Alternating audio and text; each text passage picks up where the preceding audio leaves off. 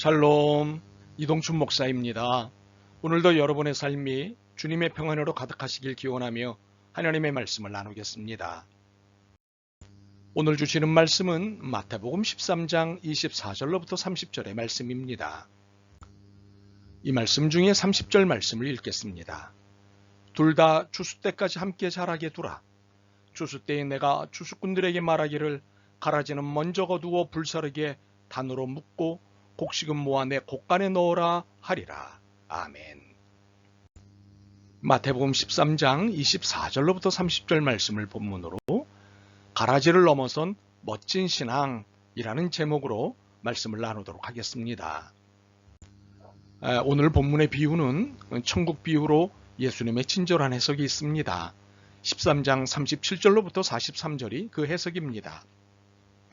이에 예수께서 무리를 떠나사 집에 들어가시니 제자들이 나와 이르되 밭의 가라지의 비유를 우리에게 설명하여 주소서. 대답하여 이르시되 좋은 씨를 뿌리는 이는 인자요 밭은 세상이요 좋은 씨는 천국의 아들들이요 가라지는 악한 자의 아들들이요 가라지를 뿌리는 원수는 마귀요 추수 때는 세상 끝이요 추수꾼은 천사들이니 그런즉 가라지를 거두어 불에 사르는 것 같이 세상 끝에도 그러하리라.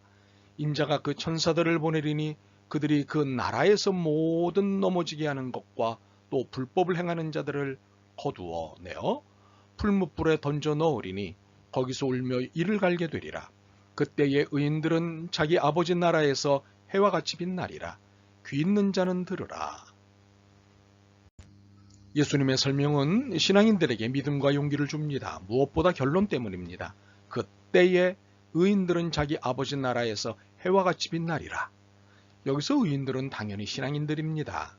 신앙인들은 주님의 재림의 날부터 하나님의 나라에서 해와 같이 빛나는 삶을 영위하게 되는 것이니 이 얼마나 믿음과 용기가 생기는 비유의 말씀입니까? 그런데 여러분에게 기운 떨어지는 질문을 드려야겠는데 용서를 구합니다. 예수님의 재림이 언제시죠? 그렇습니다. 모릅니다. 아무도 모르고 당사자이신 예수님도 모르십니다. 오직 하나님만이 그날과 그 시간을 아십니다. 우리가 아는 것은 하나입니다. 2000년 전에 이 약속을 하셨다는 사실입니다. 그리고 아직 안 오셨습니다. 물론 우리가 이 약속을 믿으니 기다리는 것은 변함없는 일입니다. 그렇지만 너무 기다리게 하시는 것이 아닌가 싶습니다. 그렇다고 삐치거나 야속하다고 생각하는 것은 아닙니다. 단지 재림의 날까지 견뎌내야 하는 현실 상황이 녹록지 않기에 그 마지막 날이 간절히 기다려져서 그런 것입니다. 무엇보다 녹록지 않은 것은 가라지와 함께 살아야 하는 현실 때문입니다. 가라지는 악한 자의 아들들입니다. 그리고 악한 자는 마귀입니다. 특히 마귀는 우리와는 원수입니다. 친구가 아닙니다. 우정을 나눌 사이도 아니지만 나눠서도 안 되는 사이입니다. 바로 이런 악한 자인 마귀이며 원수의 자녀들과 주님의 재림의 날까지 함께 살아야 합니다. 그렇기 때문에 우리의 신앙은 늘 비아냥거림과 빈정거림 등과 같은 시비와 도전을 받고 있습니다. 심지어는 박해와 살해 같은 위협도 받고 있습니다. 물론 신앙으로 살기 위해서 받는 고난은 기꺼이 감당해야 할 신앙적 몫임을 합니다. 욕망의 가치관과 세계관을 거부하고 기꺼이 좁은 문으로 좁은 길로 가는 삶이 신앙적임을 압니다. 그렇지만 이 신앙의 길이 고난인 것은 분명하고 녹록지 않은 것도 사실입니다. 그래서 은밀히 타협을 할 때도 있고 슬쩍 비겁한 행동을 하기도 합니다. 그러다 신앙의 양심에 걸려 회개하고 다시 힘을 내기도 합니다. 여하튼 오신다는 약속이 지체되시니 여러모로 힘든 것은 사실입니다. 그렇다면 이렇게 신앙과 비신앙 사이를 무한반복하며 사는 삶을 어쩌면 좋을까요? 이제는 끝내야 하지 않을까요? 그렇다면 어떻게 끝낼 수 있을까요? 먼저 우리의 정체성을 놓치지 않는 것입니다. 우리의 정체성은 하나님의 자녀, 하나님 나라의 자녀입니다. 하나님 나라가 어떤 나라입니까? 아픔도 죽음도 없는 영원한 나라, 악도 해함도 없는 샬롬의 나라입니다. 이 나라의 주인이신 하나님의 자녀가 우리들입니다. 그렇게 고난은 이러한 곳에 살게 되는 우리에 대한 마귀의 시기와 질투로 나타나는 일종의 사태입니다. 사태는 흔적은 남지만 영원하지는 않습니다. 그러므로 하나님의 자녀라는 정체성을 놓치지 않는 것은 고난이라는 사태에서 견뎌낼 힘이자 이기는 힘입니다. 그 다음으로는 가라지의 정체성을 놓치지 않는 것입니다. 가라지의 정체성은 마귀의 자녀입니다. 원수의 자녀입니다. 마귀는 악 그 자체입니다. 악이란 우선 하나님과의 관계를 회방하는 실제입니다. 하나님 나라의 가치관과 세계관을 실천하지 못하도록 회방합니다. 그리고 악은 샬롬을 거부합니다. 불의하고 부정의한 세상을 만들기 위해 모든 법과 제도와 구조를 움켜잡고 있습니다. 참으로 그럴듯하게 교묘하게 어둠을 빛처럼 보이게 하여 세상을 속여 혼란에 빠뜨립니다. 바로 이러한 악인 가라지를 구별해내는 것이 신앙이고 이 가라지들과 그 어떤 우정도 나누지 않는 것이 신앙생활입니다. 물론 믿지 않는 사람들과 우정을 나누지 말라는 말이 아닙니다. 가라지와 우정을 나누지 말라는 말입니다. 가라지는 악이기 때문입니다. 마지막으로 추수꾼인 천사들이 항시 우리 곁에 있음을 놓치지 않는 것입니다. 히브리서의 설명에 따르면 천사는 우리를 돕는 자들입니다. 히브리서 1장 14절입니다.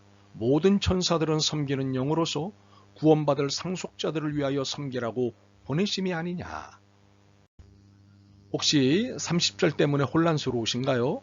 둘 다 추수 때까지 함께 자라게 두라. 추수 때에 내가 추수꾼들에게 말하기를 가라지는 먼저 거두어 불사르게 단으로 묶고 곡식은 모아 내 곡간에 넣으라 하리라. 여기서 추수꾼은 천사입니다. 혹시 혼란스러운 이유는 이 천사들이 주님의 재림의 날에만 나타난다고 생각하기 때문일 것입니다. 그런데 아닙니다. 히브리서의 말씀처럼 천사는 우리를 돕기 위해 존재하는 하나님의 종입니다. 그래서 늘 우리와 함께 있습니다. 천사는 하나님의 돌봐주시는 은혜입니다. 아마추어와 프로의 차이는 분명합니다. 아마추어는 실수가 많거나 작고 프로는 실수가 없거나 거의 없습니다. 그래서 신입사원보다는 경력사원을 선호합니다. 신입사원에게 연봉을 적게 준다는 장점보다 실수 비용이 높다는 단점이 더 크기 때문입니다. 그러다 보니 경력을 쌓기가 쉽지 않습니다. 오늘 본문에도 아마추어와 프로가 나옵니다. 누가 아마추어고 누가 프로일까요? 27절로부터 30절입니다. 집주인의 종들이 와서 말하되 주여 밭에 좋은 씨를 뿌리지 아니하였나이까? 그런데 가라지가 어디서 생겼나이까? 주인이 이르되 원수가 이렇게 하였구나. 종들이 말하되 그러면 우리가 가서 이것을 뽑기를 원하시나이까? 주인이 이르되 가만두라. 가라지를 뽑다가 곡식까지 뽑을까 염려하노라. 둘 다 추수 때까지 함께 자라게 두라.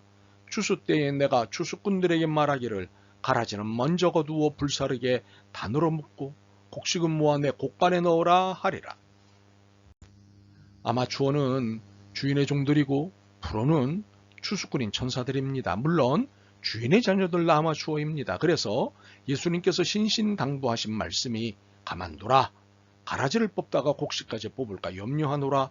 둘 다 추수 때까지 함께 자라게 두라 입니다. 분명 가라지는 없어져야 할 대상입니다.